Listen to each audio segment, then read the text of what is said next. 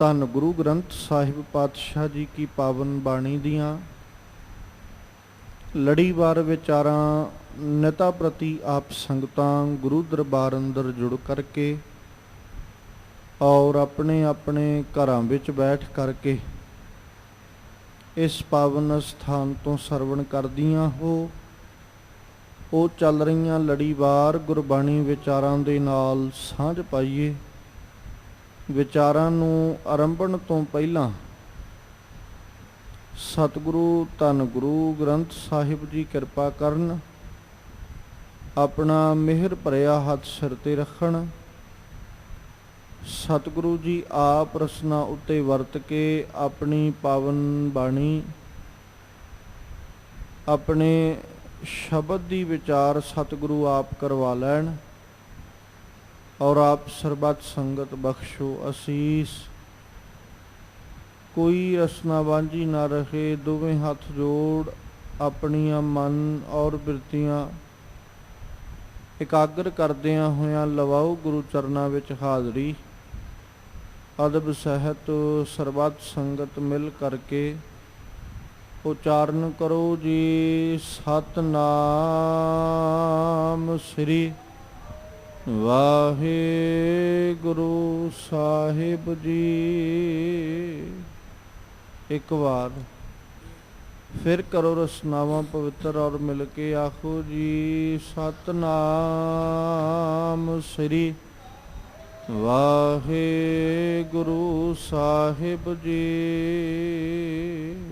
ਵਾਹਿਗੁਰੂ ਸਾਹਿਬ ਜੀ। ਮਾਝ ਮਹੱਲਾ ਤੀਜਾ। ਹਉ ਵਾਰੀ ਜਿਉ ਵਾਰੀ, ਅੰਮ੍ਰਿਤ ਨਾਮ ਮਨ ਵਸਾਵਣਿਆ।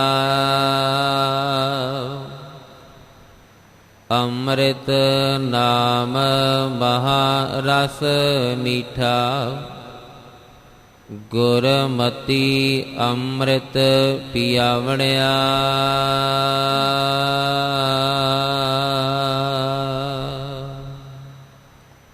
ਜਿਸ ਪਾਵਨ ਸ਼ਬਦ ਦਾ ਪਾਠ ਆਪ ਸੰਗਤ ਨੇ ਬੜੇ ਅਦਬ ਸਤਿਕਾਰ ਦੇ ਨਾਲ ਪਿਆਰ ਸਹਿਤ ਮਾਨਯੋਗ ਭਾਈ ਸਾਹਿਬ ਹੋਰਾਂ ਪਾਸੋਂ ਸਰਵਣ ਕੀਤਾ ਹੈ, ਇਹ ਪਾਵਨ ਬਚਨ ਗੁਰੂ ਅਮਰਦਾਸ ਸਾਹਿਬ ਜੀ ਕੇ ਮੁਖਾਰਬਿੰਦ ਤੋਂ ਉਚਾਰਨ ਕੀਤਾ ਹੋਇਆ ਮਾਝ ਰਾਗ ਦੇ ਅੰਦਰ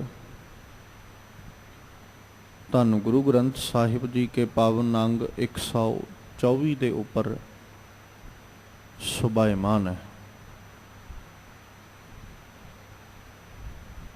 ਅੱਜ ਦੇ ਇਹਨਾਂ ਪਾਵਨ ਸ਼ਬਦਾਂ ਦੇ ਰਾਹੀਂ, ਪਾਵਨ ਬਚਨਾਂ ਦੇ ਰਾਹੀਂ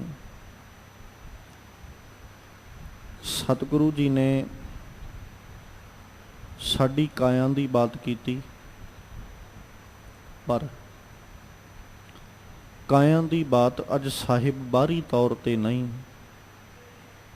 ਅੱਜ ਅੰਦਰੂਨੀ ਤੌਰ ਉੱਤੇ ਸਾਡੀ ਕਾਇਆ ਦਾ ਜ਼ਿਕਰ ਸਤਿਗੁਰੂ ਕਰ ਰਹੇ ਨੇ।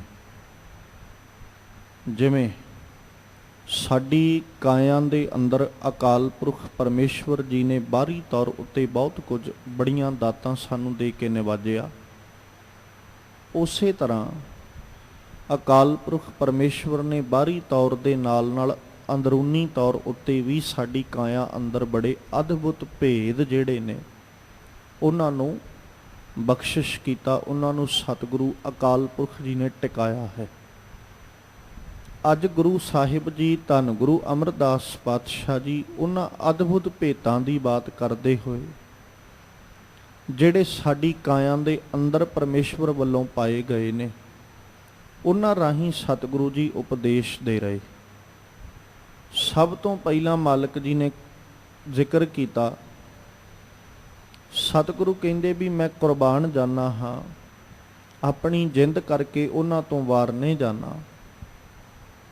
ਜਿਨ੍ਹਾਂ ਨੇ ਅਕਾਲ ਪੁਰਖ ਪਰਮੇਸ਼ਵਰ ਦਾ ਅੰਮ੍ਰਿਤ ਨਾਮ ਆਪਣੇ ਮਨ ਅੰਦਰ ਵਸਾ ਲਿਆ, ਮਨ ਦੇ ਅੰਦਰ ਜਿਨ੍ਹਾਂ ਨੇ ਟਿਕਾ ਲਿਆ। ਇੱਥੇ ਅੰਮ੍ਰਿਤ ਨਾਮ ਤੋਂ ਭਾਵ ਕਹਿ ਸਕਦੇ ਹਾਂ ਵੀ ਅਕਾਲ ਪੁਰਖ ਪਰਮੇਸ਼ਵਰ ਦੀ ਯਾਦ ਨੂੰ, ਰੱਬੀ ਚਿੰਤਨ ਨੂੰ ਜਿਨ੍ਹਾਂ ਨੇ ਆਪਣੇ ਹਿਰਦੇ ਵਿੱਚ ਟਿਕਾ ਲਿਆ, ਜਾਂ ਸਦੀਵ ਆਪਣਾ ਹਿਰਦਾ ਪਰਮੇਸ਼ਵਰ ਜੀ ਕੀ ਯਾਦ ਵਿੱਚ ਜੋੜ ਲਿਆ। ਧੰਨ ਗੁਰੂ ਅਮਰਦਾਸ ਸਾਹਿਬ ਕਹਿੰਦੇ ਵੀ ਮੈਂ ਉਹਨਾਂ ਤੋਂ ਜਿੰਦ ਕਰਕੇ ਕੁਰਬਾਨ ਜਾਨਾ, ਵਾਰਨੇ ਜਾਨਾ। ਜਿੱਥੇ ਮਾਲਕ ਜੀ ਨੇ ਜਿੰਦ ਕਰਕੇ ਕੁਰਬਾਨ ਜਾਣ ਦੀ ਬਾਤ ਕੀਤੀ, ਵਾਰਨੇ ਜਾਣ ਦੀ ਬਾਤ ਕੀਤੀ, ਉੱਥੇ ਸਤਿਗੁਰੂ ਜੀ ਨਾਲ ਆਖਰੇ ਕਹਿੰਦੇ ਅੰਮ੍ਰਿਤ ਨਾਮ ਮਹਾ ਰਸ ਮੀਠਾ। ਵੀ ਇਹ ਜਿਹੜਾ ਅੰਮ੍ਰਿਤ ਨਾਮ ਹੈ ਇਹ ਬਹੁਤ ਮਿੱਠਾ ਹੈ, ਬੜਾ ਰਸ ਵਾਲਾ, ਬੜਾ ਸਵਾਦਲਾ ਹੈ। ਪਰ ਗੁਰਮਤੀ ਅੰਮ੍ਰਿਤ ਪੀ ਆਵਣਿਆ, ਗੁਰੂ ਦੀ ਮੱਤ ਲੈ ਕੇ ਜੀਵ ਇਸ ਅੰਮ੍ਰਿਤ ਨੂੰ ਪੀਂਦਾ ਹੈ, ਇਸ ਅੰਮ੍ਰਿਤ ਨੂੰ ਛਕਦਾ ਹੈ ਜਾਂ ਇਸ ਅੰਮ੍ਰਿਤ ਨੂੰ ਗ੍ਰਹਿਣ ਕਰਦਾ। ਸਤਿਗੁਰੂ ਜੀ ਕੀ ਬਾਣੀ ਪੜੋ। ਮਾਲਕ ਜੀ ਬਾਣੀ ਅੰਦਰ ਜਦੋਂ ਵੀ ਜ਼ਿਕਰ ਕਰਦੇ ਅਕਾਲ ਪੁਰਖ ਪਰਮੇਸ਼ਵਰ ਜੀ ਕੇ ਅੰਮ੍ਰਿਤ ਨਾਮ ਦਾ, ਇੱਕ ਥਾਂ ਤੇ ਬੜਾ ਪਿਆਰਾ ਸਤਿਗੁਰੂ ਜ਼ਿਕਰ ਕਰ ਰਹੇ, ਕਹਿੰਦੇ ਅੰਮ੍ਰਿਤ ਨਾਮ ਪਰਮੇਸ਼ਵਰ ਤੇਰਾ। ਰੱਬ ਜੀ ਤੇਰਾ ਨਾਮ ਅੰਮ੍ਰਿਤ ਹੈ। ਔਰ ਜਿਹੜਾ ਜੀਵ ਇਸ ਅੰਮ੍ਰਿਤ ਨਾਮ ਨੂੰ ਸਿਮਰਦਾ ਹੈ, ਇਸ ਅੰਮ੍ਰਿਤ ਨਾਮ ਨੂੰ ਪੀਂਦਾ ਹੈ, ਉਹ ਪੀਣ ਵਾਲਾ, ਉਹ ਸਿਮਰਨ ਵਾਲਾ ਹੀ ਜੀਵਤ ਹੈ, ਉਹ ਜਿਉਂਦਾ ਹੈ। ਇੱਕ ਖਿਆਲ ਰੱਖੀਏ, ਸਰੀਰ ਸਾਡਾ ਹਵਾ ਦੇ ਸਹਾਰੇ ਤੇ ਖੜੋਤਾ ਹੈ। ਭੋਜਨ ਤੋਂ ਬਿਨਾ ਕੁਝ ਦਿਨ, ਕੁਝ ਸਮਾਂ ਕੱਢਿਆ ਜਾ ਸਕਦਾ ਹੈ। ਪਾਣੀ ਤੋਂ ਬਿਨਾ ਵੀ ਕੁਝ ਚਿਰ ਇਨਸਾਨ ਗੁਜ਼ਾਰ ਸਕਦਾ ਹੈ। ਭੋਜਨ 2 ਦਿਨ ਨਾ ਮਿਲੇ, 4 ਦਿਨ ਨਾ, ਤਕਰੀਬਨ ਜਿਹੜਾ ਵਿਗਿਆਨੀਆਂ ਦਾ ਮੰਨਣਾ ਹੈ 40 ਦਿਨਾਂ ਤੱਕ ਇਨਸਾਨ ਦਾ ਸਰੀਰ, ਇਨਸਾਨ ਦੀ ਬਾਡੀ ਬਿਨਾਂ ਕੁਝ ਖਾਧੇ ਪੀਤੇ ਸਹੀ ਸਲਾਮਤ ਰਹਿ ਸਕਦੀ ਹੈ। ਇਸੇ ਤਰ੍ਹਾਂ ਪਾਣੀ ਜਿਹੜਾ ਹੈ ਇਹਦੇ ਤੋਂ ਬਿਨਾਂ ਵੀ ਕੁਝ ਸਮਾਂ, ਕੁਝ ਚਿਰ ਇਨਸਾਨ ਗੁਜ਼ਾਰ ਸਕਦਾ ਹੈ। ਜਿਵੇਂ ਸਮੇਂ ਦੀ ਤਬਦੀਲੀ ਅਨੁਸਾਰ ਹੈ ਨਾ, ਮੌਸਮ ਦੀ ਤਬਦੀਲੀ ਅਨੁਸਾਰ ਹੈ। ਹੁਣ ਗਰਮੀ ਦੀ ਰੁੱਤ ਹੈ, ਗਰਮੀ ਦੀ ਰੁੱਤ ਵਿੱਚ ਇਨਸਾਨ ਕਹਿੰਦਾ ਵੀ ਜਿੰਨਾ ਪਾਣੀ ਮਿਲ ਜਾਏ ਉਨਾ ਹੀ ਥੋੜਾ। ਤੇ ਸਿਆਲ ਦੀ ਰੁੱਤ ਵਿੱਚ ਜੇ ਇੱਕ ਵਾਰੀ ਸਵੇਰੇ ਪੀ ਲਏ ਤੇ ਮੁੜ ਕੇ ਸ਼ਾਮ ਨੂੰ ਲੋੜ ਪਈ ਤੇ ਪੀਏਗਾ, ਨਹੀਂ ਤੇ ਸਾਰਾ ਦਿਨ ਵੀ ਲੰਘ ਜਾਂਦਾ। ਪਾਣੀ ਤੋਂ ਬਿਨਾਂ ਵੀ ਗੁਜ਼ਰ ਜਾਂਦਾ।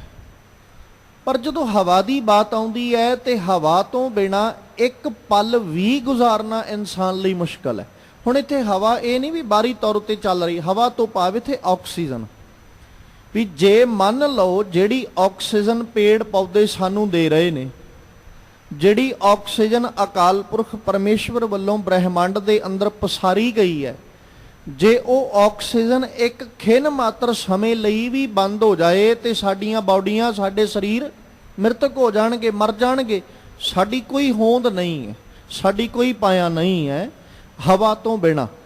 ਇਸੇ ਲਈ ਆਪ ਜੀ ਅੱਗੇ ਬੇਨਤੀ ਕਰਦੇ ਹਾਂ, ਜਿਵੇਂ ਸਰੀਰਕ ਤੌਰ ਉੱਤੇ ਸਾਨੂੰ ਜਿਉਣ ਦੇ ਵਾਸਤੇ ਹਵਾ ਦੀ ਜ਼ਰੂਰਤ ਹੈ, ਹਵਾ ਸਾਡੇ ਜਿਉਣ ਦਾ ਮੂਲ ਹੈ, ਇਸੇ ਤਰ੍ਹਾਂ ਅਧਿਆਤਮ ਤੌਰ ਉੱਤੇ ਜਿਉਣ ਵਾਸਤੇ ਅਕਾਲ ਪੁਰਖ ਪਰਮੇਸ਼ਵਰ ਦਾ ਨਾਮ ਸਾਡਾ ਮੂਲ ਹੈ।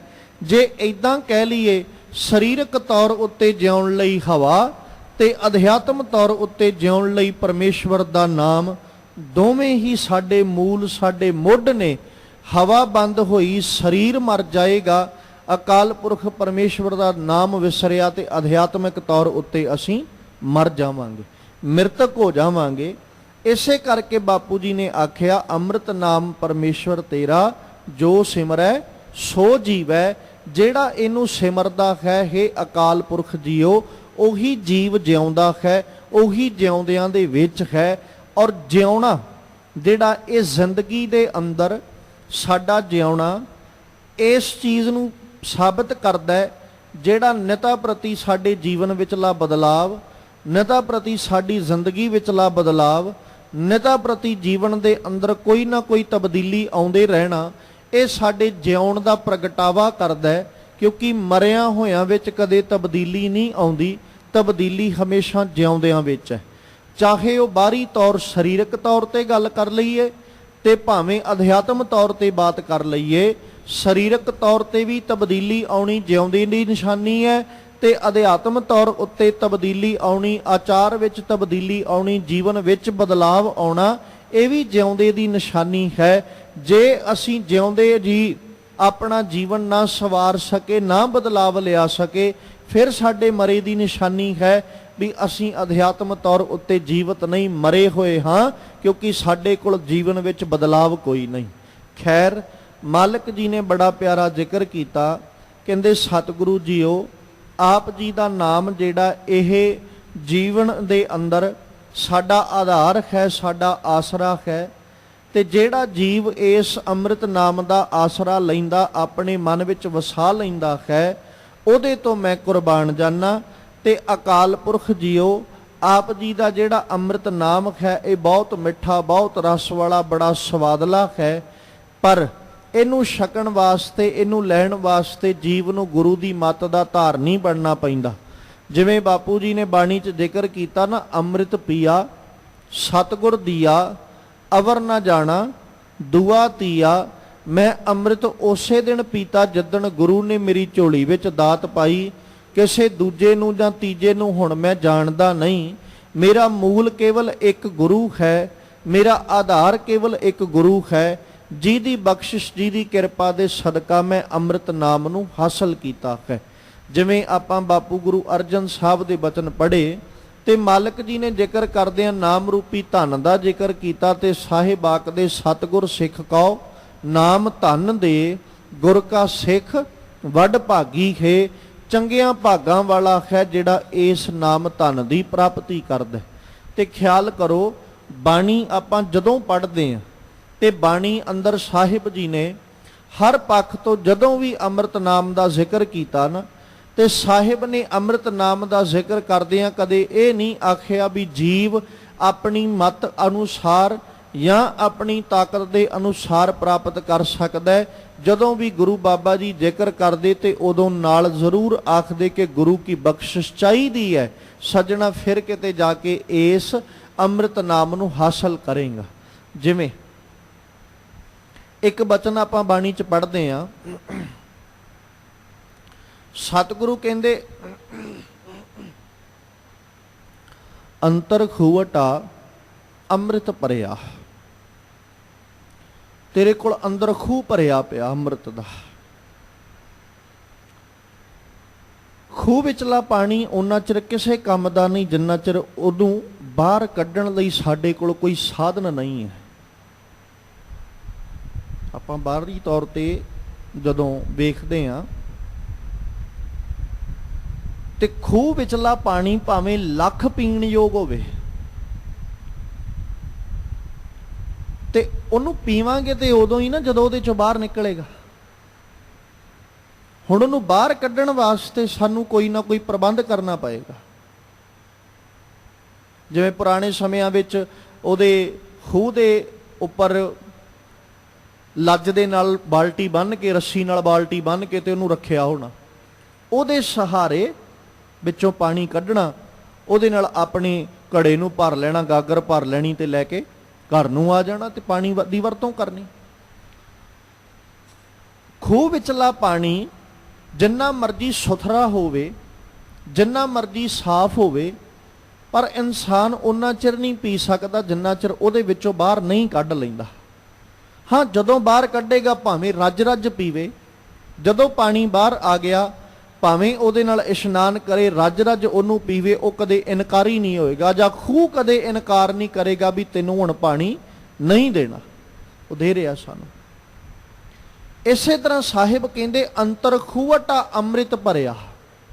ਖੂਹਟਾ ਕਹਿੰਦੇ ਖੂਹ ਨੂੰ, ਕਹਿੰਦੇ ਤੇਰਾ ਅੰਦਰ ਨਾ ਇੱਕ ਅੰਮ੍ਰਿਤ ਦੇ ਖੂਹ ਨਾਲ ਭਰਿਆ ਪਿਆ ਹੈ।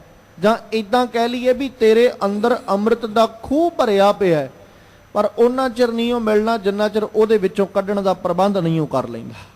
ਹੁਣ ਸਾਡੇ ਕੋਲ ਕੋਈ ਵਸਤੂ, ਮੰਨ ਲਓ ਅਸੀਂ ਖਜ਼ਾਨੇ ਦੇ ਬਹੁਤ ਵੱਡੇ ਮਾਲਕ ਹਾਂ, ਤੇ ਜੇ ਖਜ਼ਾਨੇ ਦੇ ਅਸੀਂ ਮਾਲਕ ਹਾਂ, ਹੁਣ ਖਜ਼ਾਨੇ ਦੀ ਵਰਤੋਂ ਤੇ ਤਾਂ ਹੀ ਕਰਾਂਗੇ ਨਾ ਜੇ ਖਜ਼ਾਨੇ ਦੀ ਚਾਬੀ ਸਾਡੇ ਕੋਲ ਹੋਏਗੀ। ਖਜ਼ਾਨੇ ਦੀ ਚਾਬੀ ਸਾਡੇ ਕੋਲ ਹੋਵੇ ਨਾ, ਖਜ਼ਾਨੇ ਦੇ ਅਸੀਂ ਮਾਲਕ ਬਣ ਕੇ ਬੈਠੇ ਰਹੀਏ, ਵਿੱਚੋਂ ਕੀ ਕਰ ਲਾਂਗੇ? ਕੁਝ ਵੀ ਨਹੀਂ ਮਿਲਣਾ। ਜਿੰਨਾ ਚਿਰ ਖਜ਼ਾਨੇ ਨੂੰ ਖੋਲਣ ਦੀ ਸਾਡੇ ਕੋਲ ਚਾਬੀ ਕੁੰਜੀ ਨਹੀਂ, ਜਿੰਨਾ ਚਿਰ ਅਸੀਂ ਖਜ਼ਾਨੇ ਨੂੰ ਖੋਲ ਕੇ ਵੇਖ ਨਹੀਂ ਲੈਂਦੇ, ਜਿੱਦਣ ਕੁੰਜੀ ਹੱਥ ਵਿੱਚ ਆ ਜਾਏਗੀ, ਜਿੱਦਣ ਚਾਬੀ ਹੱਥ ਵਿੱਚ ਆ ਜਾਏਗੀ, ਉਦਣ ਖਜ਼ਾਨੇ ਦੇ ਮਾਲਕ ਬਣ ਕੇ ਖਜ਼ਾਨਾ ਵਰਤ ਸਕਦੇ ਆ। ਪਰ ਖਜ਼ਾਨੇ ਦੇ ਉੱਤੇ ਬੈਠਿਆਂ ਆਪਣੀ ਮਲਕੀਅਤ ਦਾ ਦਾਅਵਾ ਕਰੀ ਜਾਣਾ, ਵੇਖੋ ਜੀ ਮੈਂ ਖਜ਼ਾਨੇ ਦਾ ਮਾਲਕ ਆ ਕਿਉਂਕਿ ਖਜ਼ਾਨੇ ਦੇ ਉੱਪਰ ਮੈਂ ਬੈਠਾ, ਖਜ਼ਾਨੇ ਦਾ ਮੈਂ ਮਾਲਕ ਆ ਕਿਉਂਕਿ ਖਜ਼ਾਨੇ ਦੀ ਰਾਖੀ ਮੈਂ ਬੈਠਾ ਆ। ਪਰ ਜਦੋਂ ਖਜ਼ਾਨੇ ਨੂੰ ਖੋਲਣ ਦੀ ਵਾਰੀ ਆਏ ਤੇ ਨਾ ਕੋਲ ਚਾਬੀ ਲੱਭੇ, ਨਾ ਕੋਲੋਂ ਕੋਈ ਹੋਰ ਤਰੀਕਾ, ਨਾ ਕੋਈ ਹੋਰ ਢੰਗ ਹੋਵੇ ਵੀ ਖਜ਼ਾਨਾ ਖੁੱਲ ਸਕੇ, ਤੇ ਜਿੰਨਾ ਚਿਰ ਉਹ ਇਨਸਾਨ ਖਜ਼ਾਨਾ ਖੋਲ ਨਹੀਂ ਨਾ ਲੈਂਦਾ, ਜਾਂ ਖੋਲਣ ਵਾਲੇ ਕੋਲ ਚਾਬੀ ਹੈ ਤੇ ਜਿਹਦੇ ਕੋਲ ਚਾਬੀ ਹੋਏਗੀ ਮਾਲਕ ਉਹੀ ਮੰਨਿਆ ਜਾਏਗਾ, ਰਖਵਾਲੀ ਭਾਵੇਂ ਕੋਈ ਬੈਠਾ ਰਹੇ। ਇਸੇ ਤਰ੍ਹਾਂ ਜਿਵੇਂ ਆਪਾਂ ਭਾਈ ਗੁਰਦਾਸ ਜੀ ਨੂੰ ਪੜ੍ਹਦੇ ਆ ਨਾ, ਤੇ ਭਾਈ ਗੁਰਦਾਸ ਜੀ ਬੜਾ ਪਿਆਰਾ ਜ਼ਿਕਰ ਕਰਦੇ। ਉਹਨਾਂ ਨੇ ਕੁਝ ਕੁ ਉਦਾਹਰਨਾਂ ਦਿੱਤੀਆਂ, ਤੇ ਉਦਾਹਰਨ ਦਿੰਦਿਆਂ ਸਭ ਤੋਂ ਪਹਿਲਾਂ ਉਹ ਇੱਕ ਗਵਾਲੇ ਦਾ ਜ਼ਿਕਰ ਕਰਦੇ। ਗਵਾਲਾ ਜਿਹੜਾ ਗਊਆਂ ਚਰਾਉਣ ਵਾਲਾ, ਵੱਗ ਲੈ ਕੇ ਗਊਆਂ ਦਾ ਜਾਂ ਮੱਝਾਂ ਦਾ, ਗਾਵਾਂ ਦਾ ਵੱਗ ਲੈ ਕੇ ਤੇ ਉਹ ਚਰਾਉਣ ਵਾਸਤੇ ਰੋਜ਼ ਚੱਲ ਪੈਂਦਾ। ਹੁਣ ਹੈ ਕਿ ਇੱਕ ਮਾਲਕ ਹੈ ਜਿਨੇ ਆਪਣਾ ਇੱਕ ਨੌਕਰ, ਇੱਕ ਚਾਕਰ ਰੱਖਿਆ ਹੋਇਆ, ਉਹਨੂੰ ਭੇਜ ਦਿੰਦਾ ਹੈ ਰੋਜ਼ ਮੱਝਾਂ ਦੇ ਕੇ, ਗਾਵਾਂ ਦੇ ਕੇ ਵੀ ਜਾ ਸੱਜਣਾ ਇਹਨਾਂ ਨੂੰ ਚਰਾ ਲਿਆ।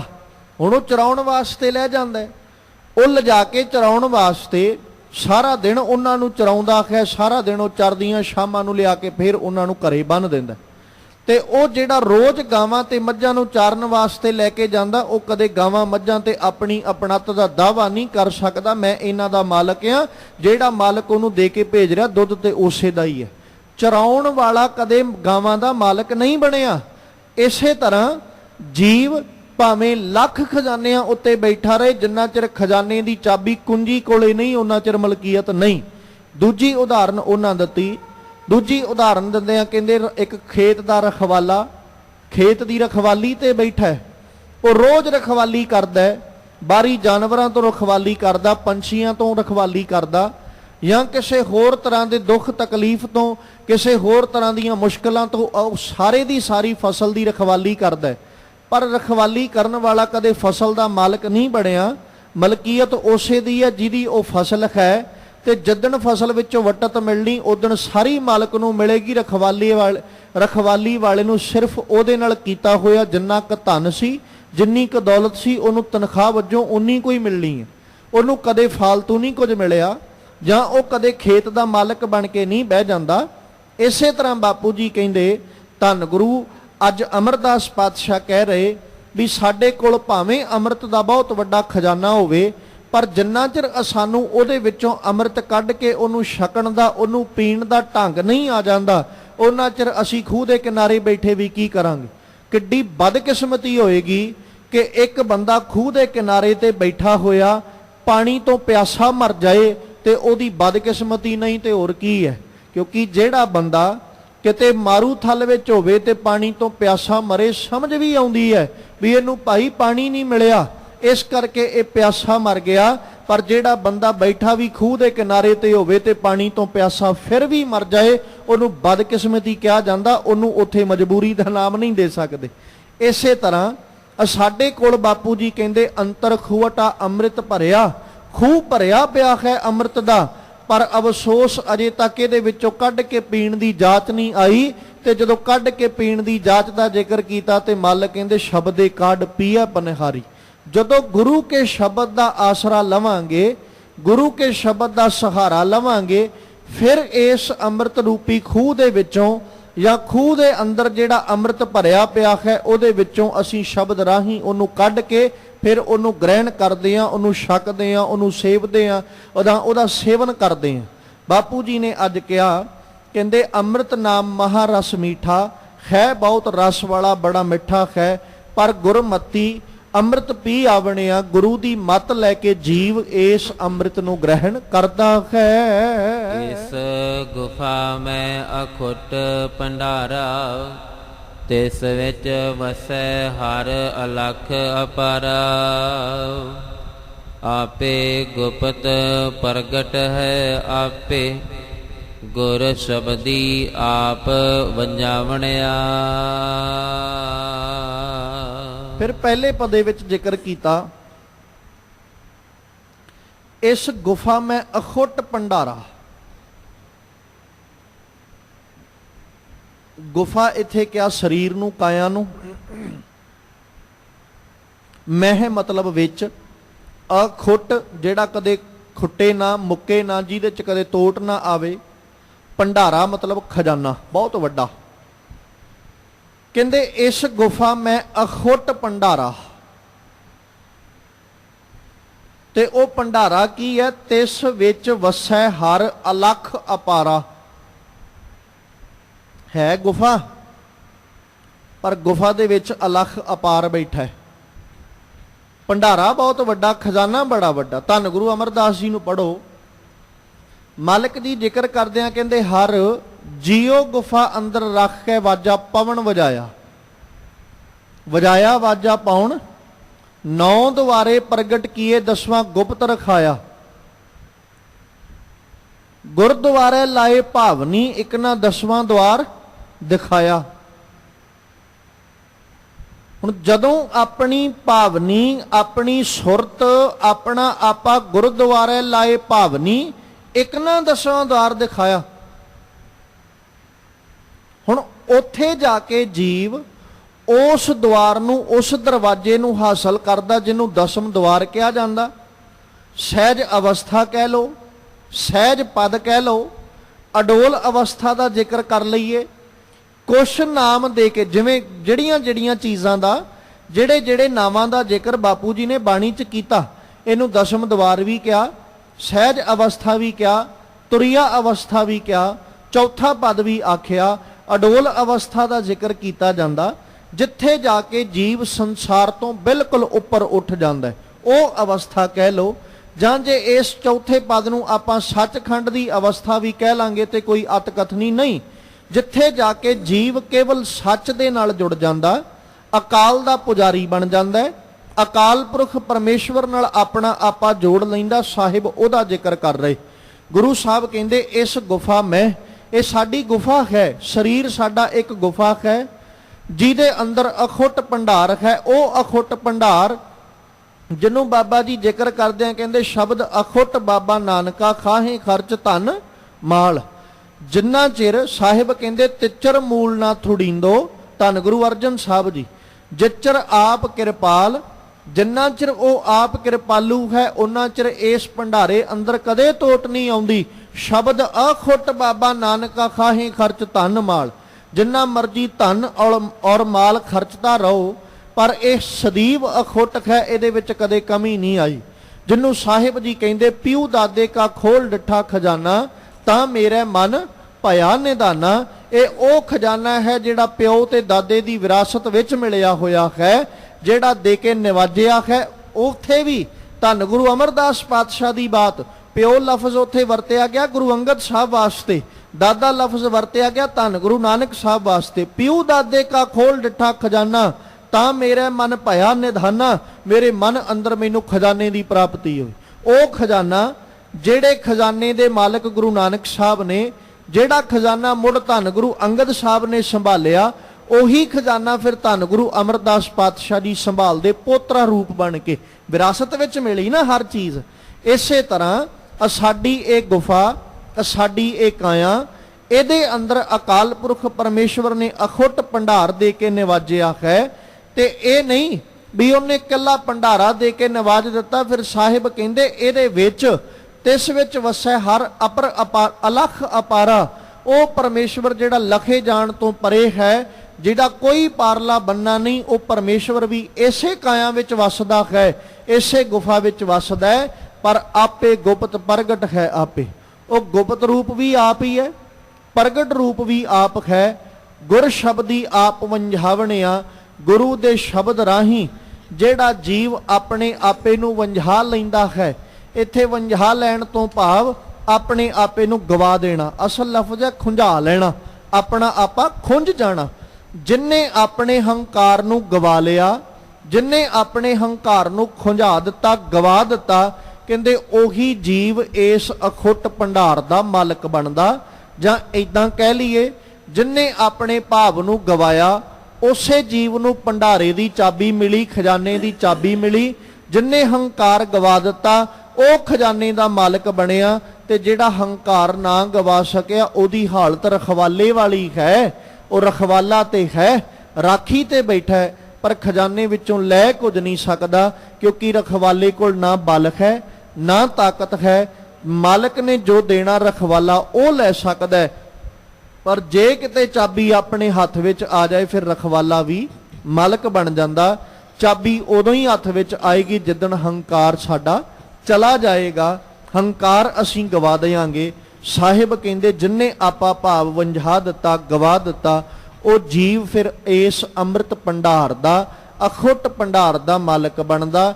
ਤੇ ਇਹਦਾ ਫਿਰ ਉਹ ਜੀਵ ਇਹਨੂੰ ਗ੍ਰਹਿਣ ਕਰਦਾ ਜਾਂ ਇਹਨੂੰ ਹਾਸਲ ਉਹ ਕਰ ਲੈਂਦਾ ਹੈ। ਹਉ ਮੈਂ ਮਾਰ ਬਜਰ ਕਪਾਟ ਖੁਲਾਇਆ, ਨਾਮ ਅਮੋਲਕ ਗੁਰ ਪ੍ਰਸਾਦੀ ਪਾਇਆ। ਬਿਨ ਸ਼ਬਦ ਨਾਮ ਨਾ ਪਾਏ ਕੋਈ, ਗੁਰ ਕਿਰਪਾ ਮਨ ਵਸਾਵਣਿਆ। ਬੱਜਰ ਕਹਿੰਦੇ ਨੇ ਬਹੁਤ ਮਜ਼ਬੂਤ, ਬੜਾ ਸਖਤ। ਜਦੋਂ ਬੱਜਰ ਕਪਾਟ, ਉਹ ਦਰਵਾਜ਼ਾ ਜਿਹਨੂੰ ਖੋਲਣਾ ਬੜਾ ਔਖਾ ਹੋਵੇ ਉਹਨੂੰ ਬੱਜਰ ਕਪਾਟ ਕਹਿੰਦੇ ਨੇ।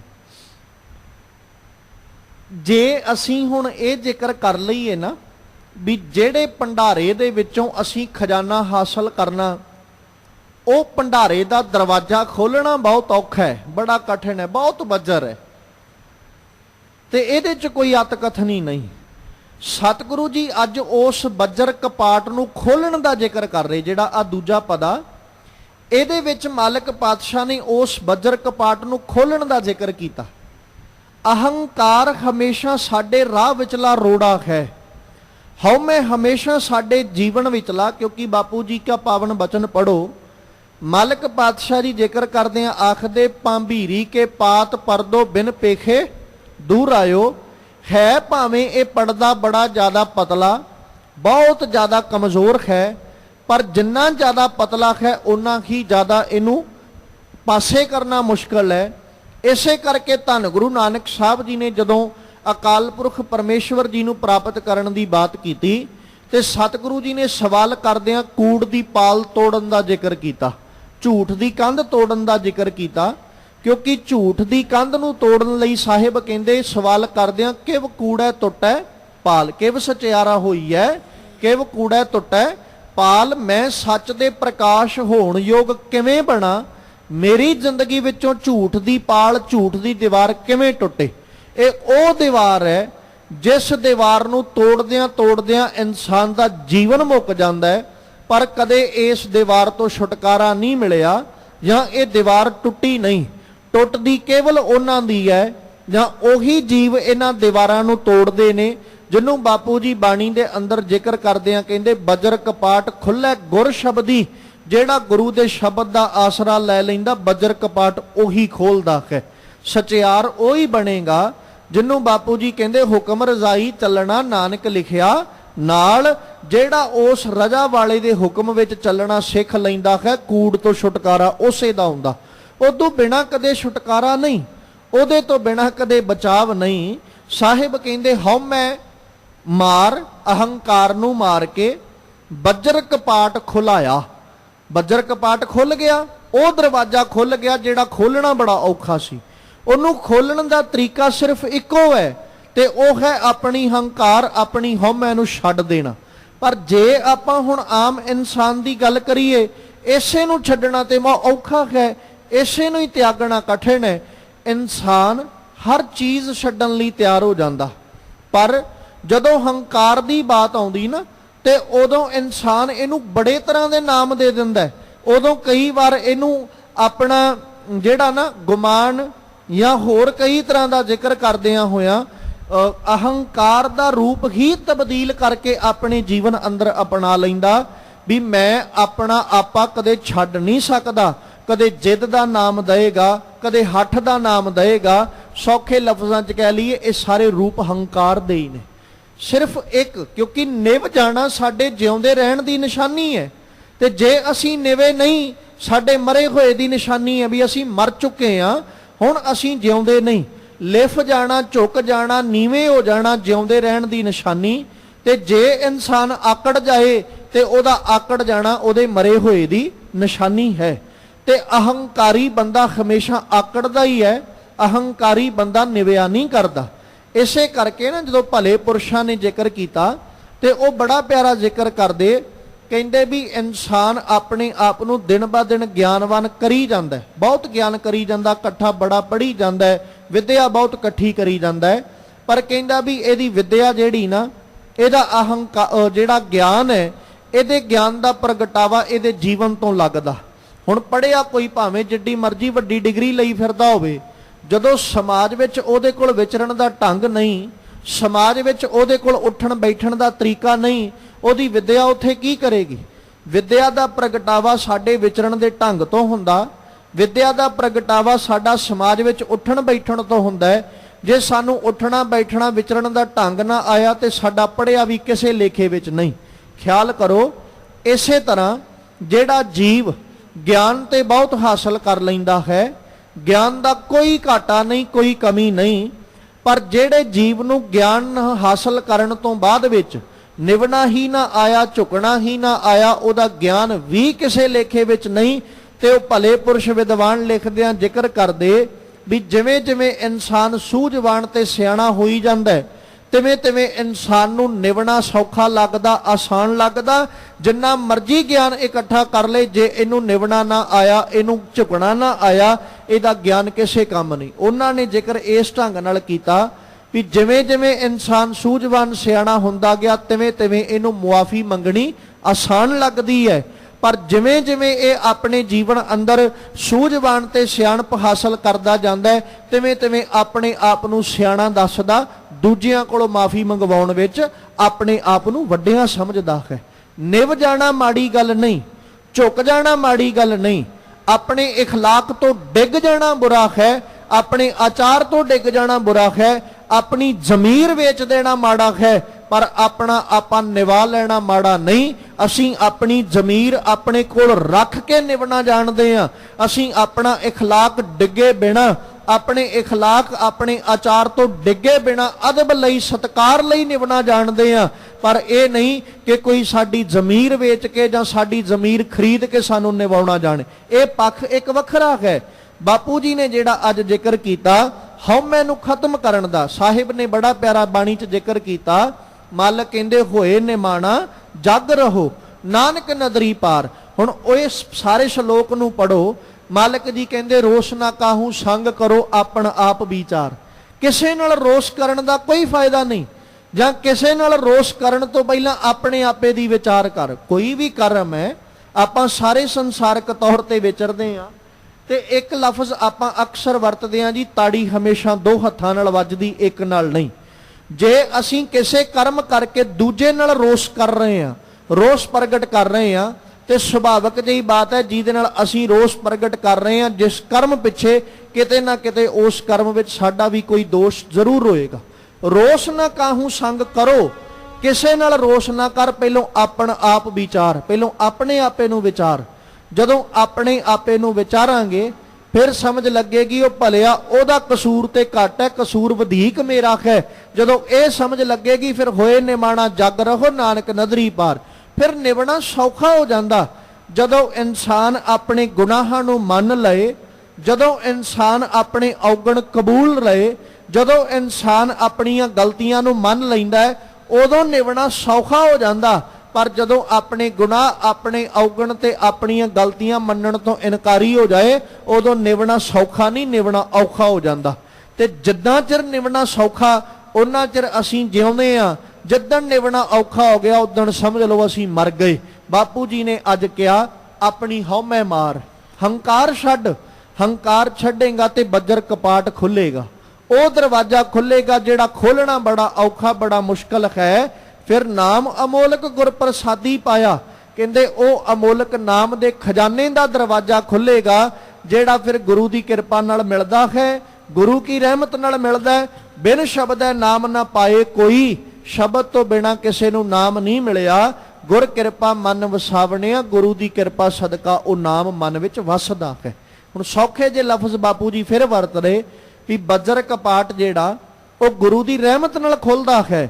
ਜਦੋਂ ਜੀਵ ਹਉਮੈ ਮਾਰਦਾ, ਹਉਮੈ ਮਾਰਨ ਤੋਂ ਬਾਅਦ ਚ ਗੁਰੂ ਕਿਰਪਾ ਕਰਦੇ ਨੇ, ਗੁਰੂ ਦੀ ਰਹਿਮਤ ਸਦਕਾ ਜੀਵ ਨਾਮ ਅਮੋਲਕ ਨੂੰ ਹਾਸਲ ਕਰਦਾ ਔਰ ਨਾਮ ਅਮੋਲਕ ਨੂੰ ਆਪਣੇ ਮਨ ਅੰਦਰ ਉਦਣ ਹੀ ਵਸਾਉਂਦਾ ਹੈ ਜਿੱਦਣ ਗੁਰੂ ਸ਼ਬਦ ਨੂੰ, ਗੁਰੂ ਉਪਦੇਸ਼ ਨੂੰ ਆਪਣੇ ਜੀਵਨ ਵਿੱਚ ਕਮਾ ਲੈਂਦਾ ਹੈ। ਗੁਰ ਗਿਆਨ ਅੰਜਨ ਸਚ ਨੇਤਰੀ ਪਾਇਆ, ਅੰਤਰ ਚਾਨਣ ਅਗਿਆਨ ਅੰਧੇਰ ਗਵਾਇਆ। ਜੋਤੀ ਜੋਤ ਮਿਲੀ ਮਨ ਮਾਨਿਆ, ਹਰ ਦਰ ਸੁਭਾ ਪਾਵਣਿਆ।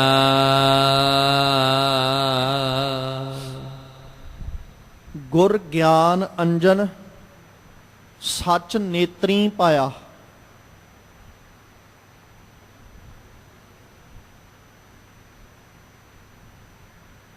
ਅੱਖਾਂ ਸਾਨੂੰ ਪਰਮੇਸ਼ਵਰ ਨੇ ਵੇਖਣ ਵਾਸਤੇ ਦਿੱਤੀਆਂ। ਇਹਦੇ ਨਾਲ ਅਸੀਂ ਬਹੁਤ ਰੰਗ ਤਮਾਸ਼ੇ ਵੇਖਦੇ ਹਾਂ। ਇਹਨਾਂ ਅੱਖਾਂ ਦੇ ਨਾਲ, ਨੇਤਰਾਂ ਦੇ ਨਾਲ ਬੜਾ ਰੰਗ ਤਮਾਸ਼ੇ ਵੇਖਦੇ ਹਾਂ। ਸੱਚ ਵੀ ਵੇਖਦੇ ਹਾਂ ਤੇ ਝੂਠ ਵੀ ਵੇਖਦੇ ਹਾਂ। ਨਾਸ਼ਵਾਨਤਾ ਵਧੇਕ ਵੇਖਦੇ ਹਾਂ, ਪਰ ਜਿਹੜਾ ਨਾ ਨਾਸ਼ ਹੋਣ ਵਾਲਾ ਹੈ ਉਹ ਕਦੇ ਦੱਸਿਆ ਨਹੀਂ। ਇਹ ਨੇਤਰਾਂ ਦਾ ਜੋ ਬਾਹਰੀ ਤੌਰ ਤੇ ਮੈਂ ਜ਼ਿਕਰ ਕਰ ਰਿਹਾ ਕਿ ਪਰਮੇਸ਼ਵਰ ਨੇ ਅੱਖਾਂ ਦਿੱਤੀਆਂ ਵੇਖਣ ਵਾਸਤੇ, ਤੇ ਅੱਖਾਂ ਨਾਲ ਅਸੀਂ ਬੜੇ ਰੰਗ ਤਮਾਸ਼ੇ ਵੇਖੇ, ਸੱਚ ਵੀ ਵੇਖਿਆ, ਝੂਠ ਵੀ ਵੇਖਿਆ, ਨਾਸ਼ਵਾਨ ਵਸਤੂਆਂ ਵੀ ਵੇਖੀਆਂ, ਤੇ ਜਿਹੜਾ ਨਾ ਨਾਸ਼ ਹੋਣ ਵਾਲਾ ਸੀ ਉਹ ਅਸੀਂ ਕਦੇ ਵੇਖ ਨਹੀਂ ਸਕੇ। ਗੁਰੂ ਸਾਹਿਬ ਕਹਿੰਦੇ ਗੁਰੂ ਨੇ ਕਿਰਪਾ ਕੀਤੀ, ਜਿਹੜੇ ਨੇਤਰ ਅੱਜ ਤੱਕ ਸੱਚ ਨੂੰ ਵੇਖਣ ਤੋਂ ਪਰੋਖੇ ਸਨ, ਜਿਹੜੇ ਨੇਤਰ ਅੱਜ ਤੱਕ ਸੱਚ ਨੂੰ ਵੇਖ ਨਹੀਂ ਸੀ ਸਕੇ। ਇੱਥੇ ਸੱਚ ਤੋਂ ਭਾਵ ਪਰਮੇਸ਼ਵਰ ਅਕਾਲ, ਇੱਥੇ ਸੱਚ ਤੋਂ ਭਾਵ ਉਹ ਨਹੀਂ ਵੀ ਜਿਹੜਾ ਦੁਨਿਆਵੀ ਤੌਰ ਤੇ ਸੱਚ ਝੂਠ ਚੱਲ ਰਿਹਾ, ਉਹ ਨਹੀਂ। ਇੱਥੇ ਸੱਚ ਤੋਂ ਭਾਵ ਅਕਾਲ ਪੁਰਖ ਪਰਮੇਸ਼ਵਰ।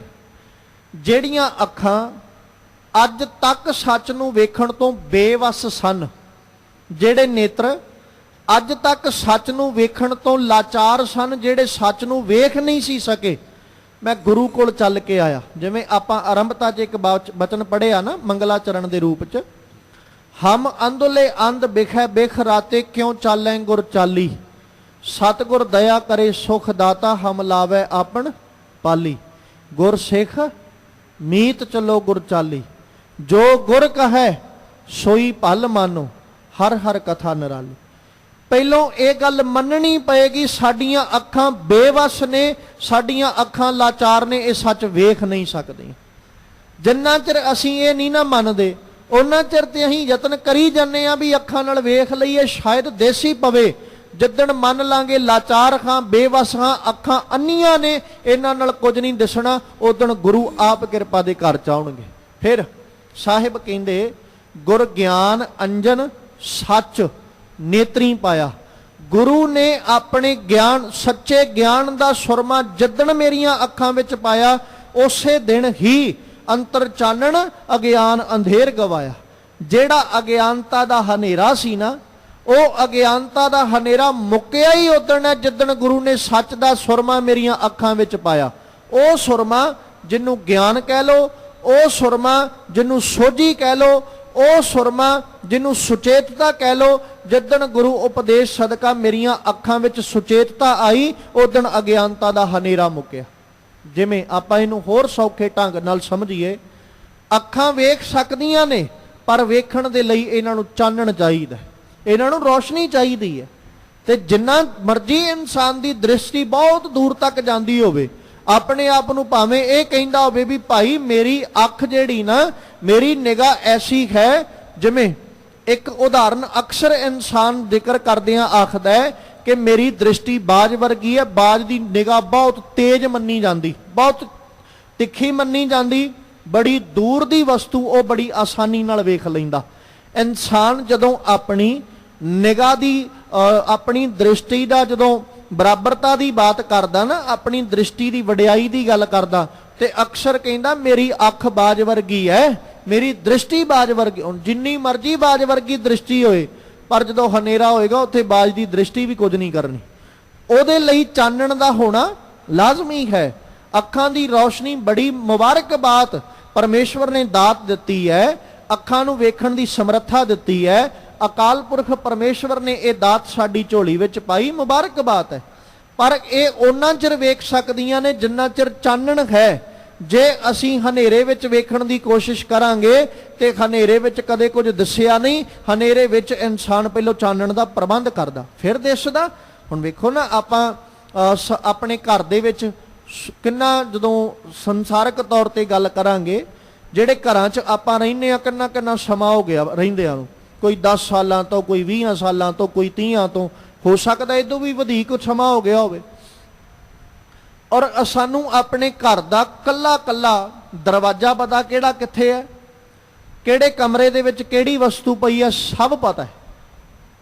ਪਰ ਫਿਰ ਵੀ ਹਨੇਰਾ ਪੈਣ ਦੇ ਉੱਤੇ, ਸੂਰਜ ਛਿਪ ਜਾਣ ਉੱਤੇ ਅਸੀਂ ਲਾਈਟਾਂ ਦਾ ਪ੍ਰਬੰਧ ਆਪਣੇ ਘਰ 'ਚ ਕੀਤਾ ਹੋਇਆ ਕਿ ਨਹੀਂ ਕੀਤਾ? ਕੀਤਾ ਹੈ। ਕਿਉਂ ਕੀਤਾ? ਵੀ ਸਾਨੂੰ ਘਰ ਵਿੱਚ ਚਾਨਣ ਦਿਸੇ, ਤਾਂ ਜੋ ਜਿਹੜੀਆਂ ਵਸਤੂਆਂ ਜਿੱਥੇ ਪਈਆਂ ਅਸੀਂ ਉਹਨੂੰ ਆਸਾਨੀ ਨਾਲ ਵੇਖ ਸਕੀਏ। ਹੁਣ ਮੰਨ ਲਓ ਸੂਰਜ ਛਿਪ ਗਿਆ, ਲਾਈਟ ਵੀ ਬੰਦ ਹੋ ਜਾਏ, ਜਿਹੜਾ ਅਸੀਂ ਲਾਈਟ ਦਾ ਪ੍ਰਬੰਧ ਕੀਤਾ ਉਹ ਪ੍ਰਬੰਧ ਵੀ ਕੰਮ ਨਾ ਆਵੇ, ਘਰ ਦੇ ਵਿੱਚ ਹਨੇਰਾ ਹੀ ਹਨੇਰਾ ਛਾ ਜਾਏ। ਜਦੋਂ ਘਰ ਵਿੱਚ ਹਨੇਰਾ ਛਾ ਗਿਆ ਨਾ, ਹੁਣ ਸਾਨੂੰ ਘਰ ਵਿਚਲੀ ਹਰ ਵਸਤੂ ਦਾ ਪਤਾ ਹੈ, ਪਰ ਉਹ ਪਈਆਂ ਵਸਤੂਆਂ ਨਾਲ ਬੰਦਾ ਫਿਰ ਵੀ ਠੇਡੇ ਖਾਂਦਾ ਫਿਰਦਾ, ਫਿਰ ਵੀ ਠੋਕਰਾਂ ਖਾਂਦਾ ਫਿਰਦਾ। ਕਾਰਨ ਕੀ ਹੈ? ਕਿ ਅੱਖਾਂ ਨੇ ਵੇਖਣਾ ਬੰਦ ਕਰ ਦਿੱਤਾ ਹੈ, ਜਾਂ ਅੱਖਾਂ ਦੀ ਦ੍ਰਿਸ਼ਟੀ ਚਲੀ ਗਈ ਹੈ। ਸਭ ਕੁਝ ਹੈ, ਬਸ ਇੰਨਾ ਕਹਿ ਲਓ ਹੁਣ ਚਾਨਣ ਨਹੀਂ ਸੀ ਜਿਸ ਚਾਨਣ ਸਹਾਰਾ ਅਸੀਂ ਵੇਖ ਸਕਦੇ ਸਾਂ। ਜਦੋਂ ਚਾਨਣ ਹੋ ਗਿਆ, ਫਿਰ ਉਸੇ ਤਰ੍ਹਾਂ ਆਪਣੇ ਘਰ ਦੇ ਅੰਦਰ ਵਿਚਰਨ ਲੱਗ ਜਾਂਦਾ। ਬਾਪੂ ਜੀ ਨੇ ਬੜਾ ਪਿਆਰਾ ਜ਼ਿਕਰ ਕੀਤਾ, ਅੱਖਾਂ ਨੂੰ ਦਿਸਦਾ ਹੈ, ਇਹਦੇ 'ਚ ਕੋਈ ਅਤਕਥਨੀ ਨਹੀਂ, ਪਰ ਦਿਸੇਗਾ ਉਦਣ ਜਿੱਦਣ ਗੁਰੂ ਸੱਚ ਦੇ ਗਿਆਨ ਦਾ ਸੁਰਮਾ ਦੇਗਾ।